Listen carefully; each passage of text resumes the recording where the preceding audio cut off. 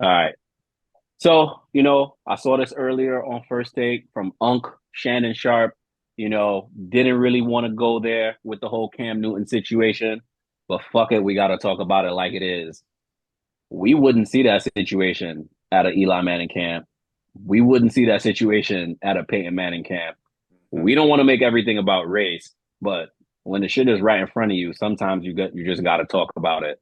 So maneuvers, talk to me about you know any potential race issues or the impact of black kids wanting and feeling the need to test professional athletes because they think A, they're better than them, B, they could compete with them, or C, they could do their job better than they're currently doing it. We've had a lot of talking heads in the media coming at our athletes, and this young generation feels like they reserve the right to do the same thing when they see them. Similar things happen when they go to games. They're talking even crazier. They're saying whatever they want. And obviously, with Cam Newton at this situation, it got physical. So, talk to me about the racial impact behind this. I think for this situation, it's twofold to it. I think there is that cultural aspect in the sense that you know our community we do feel the ability at a younger age as our sacks drop, so to speak, to want to challenge those that are above There you us, go. are older. you know, I, that was a layup, alley oop. I mean, you know what I'm Shout out to the MLB showing the saying? sex. Yeah, you know what I I'm was appalled. I was appalled by your choice of words. I couldn't even saying? get the pause out quick enough. I, That was wild. I had to say it there. Wow. But Wild the in the sack drop. comments. But I no, now on a serious note though, I think part of it too is that when you have people in who are not new media like Cam is.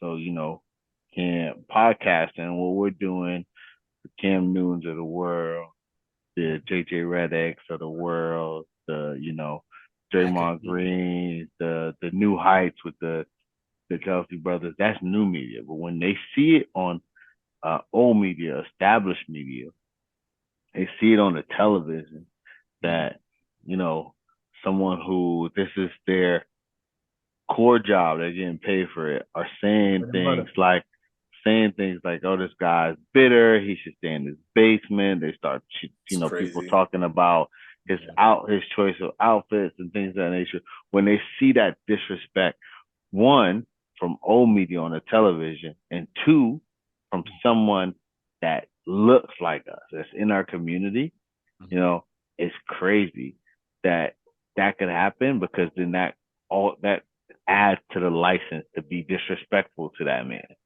Yeah. And I think that's where the old media has to understand their stance and things and how they impact what's happening in the real world.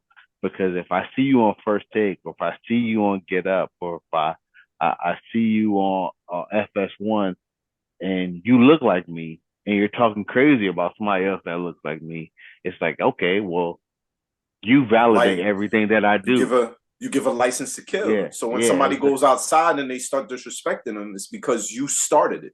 yeah. Mm. They started. You lack that personal respect. It went way beyond my skill level, and now you're attacking my character, and now you're Mm, attacking me as an individual, and you make it easy for other people to step out and feel like they can do something like that. And as we could have very clearly seen with Cam Newton grabbing these little kids, little niggas by the neck and saying, "You he could can't have do hurt that," somebody. Yeah. he could have really He put hands on he somebody and could have hurt him.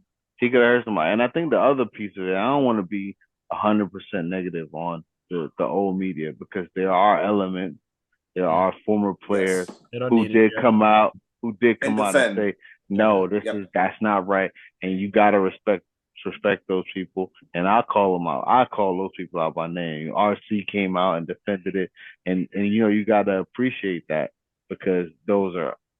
But here's the thing, like what's done is done. It's like a court case when you say something crazy and then they say objection. The jury done already heard it. They done already made up their mind. The objection don't change what I've heard. Exactly. Um, so I still appreciate those guys coming out and coming to defense and saying what they said. At the end of the day, if you're in media, You have to understand who and who has the the right, in so to speak, in lack of a better terminology, to give though the type of opinions that they want to give. Cam Newton has earned a right to say whatever he wants.